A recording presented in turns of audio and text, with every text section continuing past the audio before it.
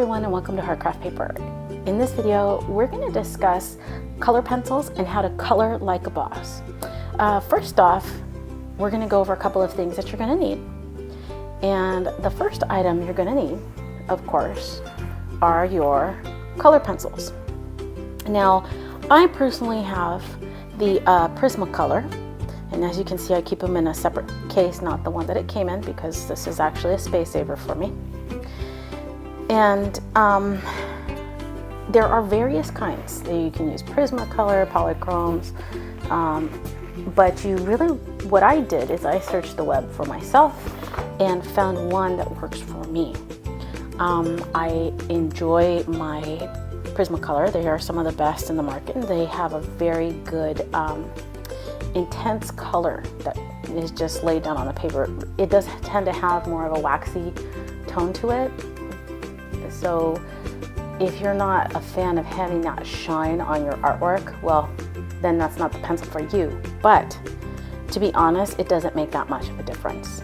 So with that being said, we're going to move on to this is the Canson's mixed media paper. So I use this, either you can use acrylics, watercolor, color pencils, or pens.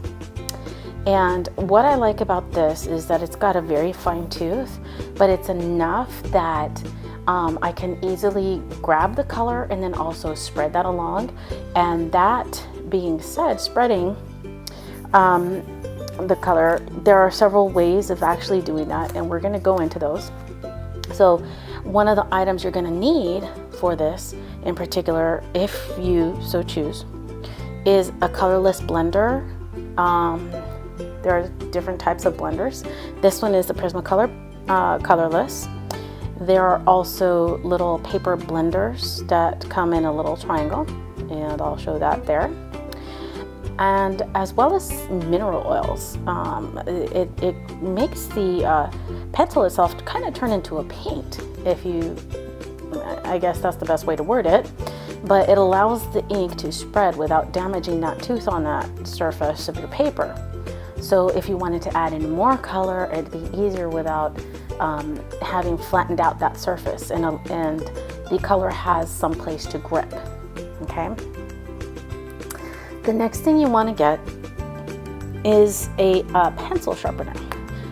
Do not get an electric pencil sharpener. First thing I'm going to tell you.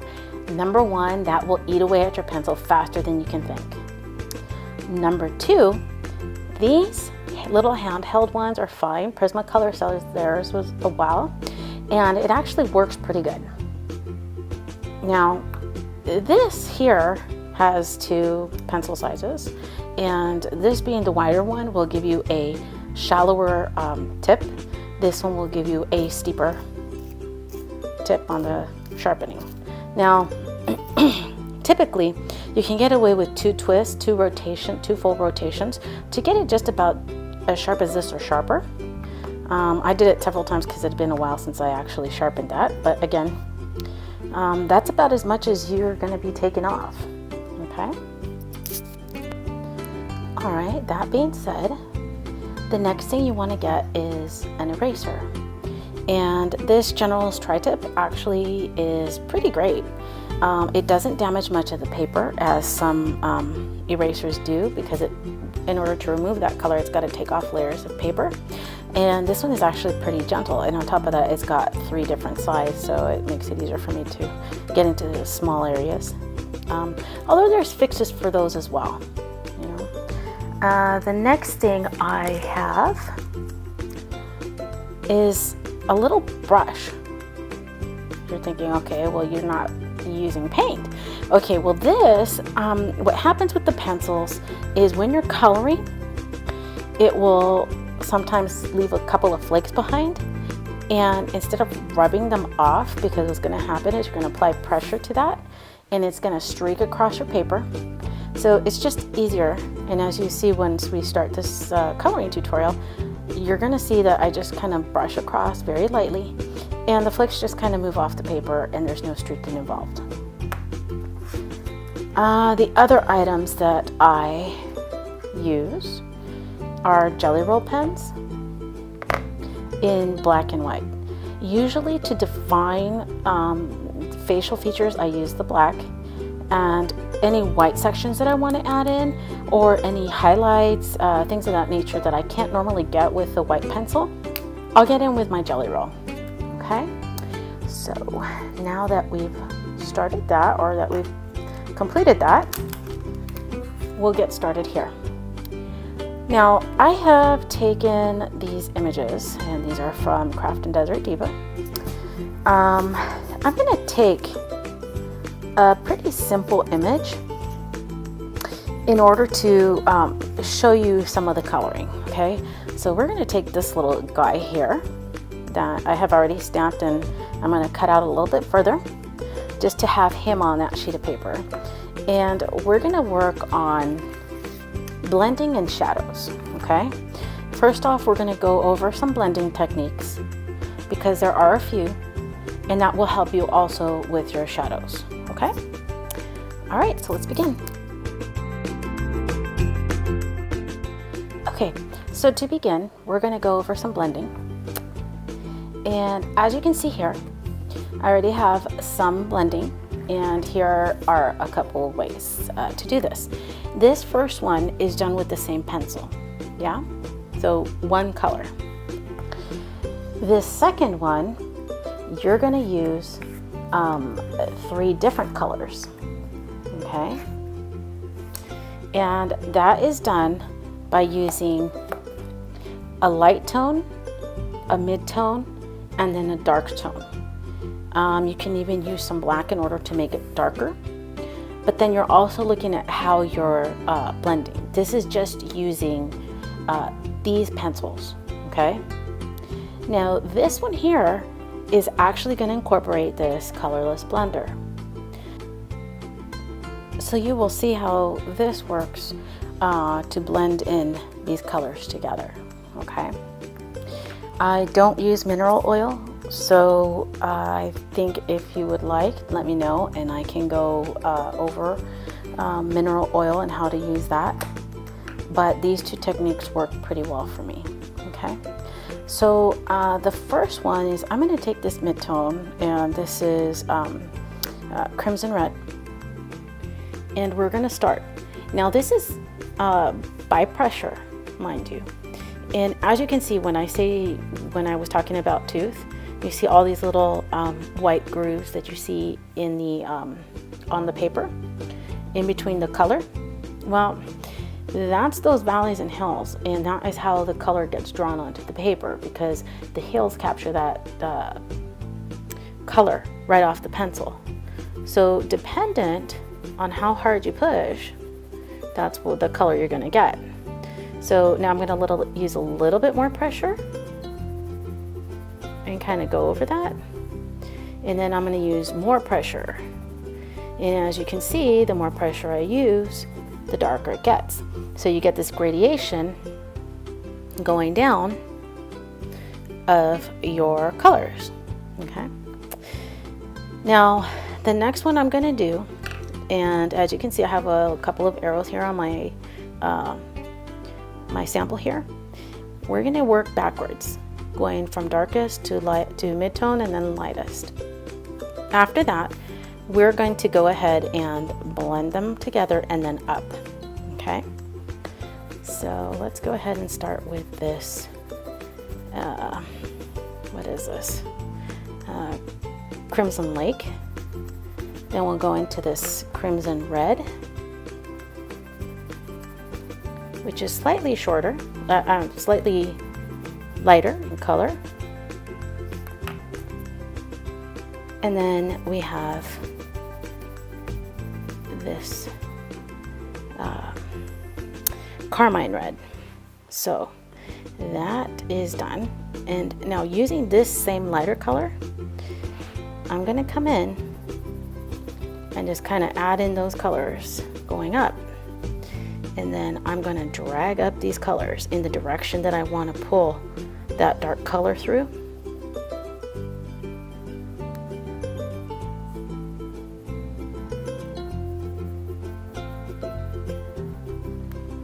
And there you go.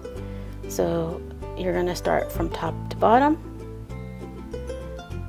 color in your paper, and then you're gonna go from side to side, and then again from top to bottom, from bottom to top, I should say, sorry. All right, now the next one, we're gonna incorporate the colorless pencil, and we're gonna start with our lightest color. And for this, I'm not pressing very hard, okay? I'm just bringing in this color, and this is my dark, sorry, my mid-tone, and then my dark red, which kind of these colors are a little bit almost very like, but one is actually darker than the other. So as you can see, I didn't use very much pressure. Because this colorless blender is going to flatten out these grooves, this is the thing that you're going to do last. Okay, so as you can see, it's allowing that color to spread this way, and you don't have to do 3 colors. I'm going to show you how to do it just 2 colors using this blender. I'll take my lightest and then my darkest. Let me make that lighter a little bit bigger there. And just be careful when you're going to blend a new color. As you can see, it keeps a little bit of color there at the tip. And you might end up smudging some other colors into that. So we're just gonna start blending from bottom to top in the direction of the light color that we're going. Okay. So as you can see, you see a slight gradation here, and you know, it makes it a little bit more difficult because once you start pressing down that paper and flattening out those grooves, it makes it a little bit more difficult to add in more color. So using the colorless blender is something you're going to want to do last. Okay, so there you have the gradations, and as you can see, this for me is the perfect blending technique personally, and that's what you're going to be seeing me use today. So now that we're ready to begin, the first thing we're going to discuss or figure out is what direction is your light source coming from. So is it coming from the top at an angle, from the sides, from underneath, if it's, you know, a character looking at down on a city, that type of thing. And this is important to know, so you know where to add in shading. So if the light source is coming from this direction, anything that touches that light source first, sorry, I can't speak here. Anything that touches that light source first will be lighter, and then will gradiate to a darker, and then shadows will also be in this direction.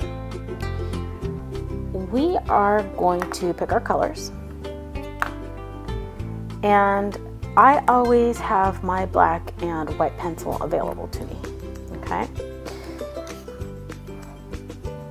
we are going to start off with the dark, and this is a pumpkin orange, this one here. This is cadmium orange, and then this is Spanish orange. Okay, so we're going to have some sort of blending, and you're going to note that for the most part from the center portion, in this direction, the light's going to come from this direction, so you're going to see some shading. And then you also have to remember this has got some rounding to it and some bumps and grooves. Okay, so let's go ahead and get started. I'm going to start with my darkest color first to lay in that shading, and then I can blend outwards. Okay, so this is going to be the darkest area for me down here.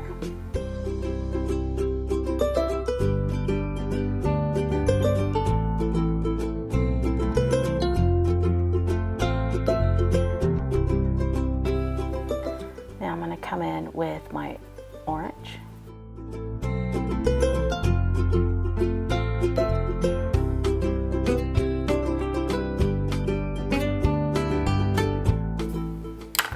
Okay. Now I'm going gonna pick my Spanish orange and bring that up, because the light source is coming this way and it is hitting from this top portion. And as you can see, I'm going through from the bottom and dragging up some of that dark color to the top.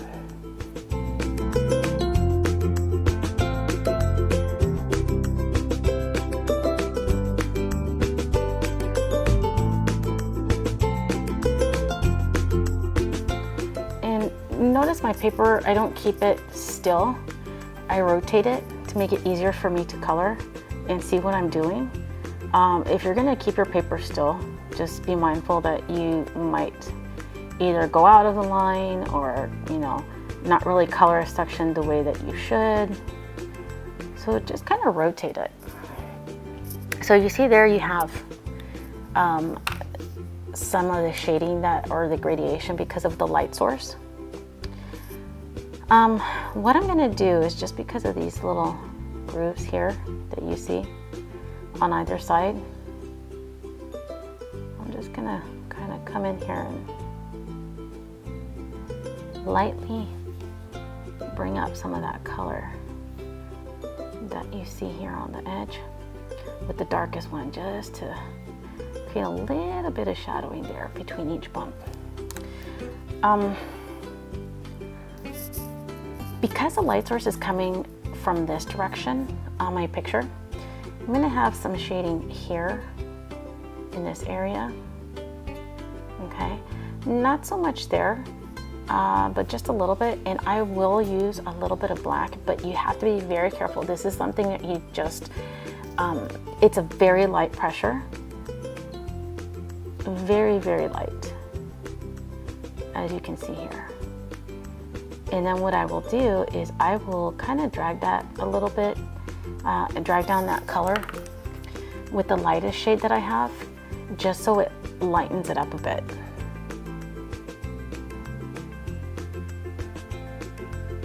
And kind of blends in that dark tone into the color. And there you have your shade. You have your shadow from the leaf.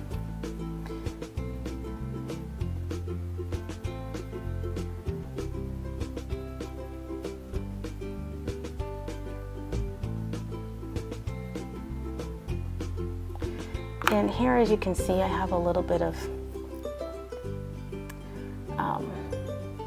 flakes. Again, you see they're there on the paper. If I end up doing this, they've now pressed into my paper and smudged. Whereas before, if I just simply took it off with a brush, that would aid in my not destroying my art. Or if I had something else that I was going to keep it as a bigger project versus this one that I cut out a single stamp, that would have really, I would have really had to figure out how I can get rid of that. Now, again, this General's tri-tip eraser is actually fairly good. It leaves very little trash behind as well. And as you can see, it handled that very nicely. So let's go ahead and finish off this pumpkin, just so you get a better idea of how we're going to work things.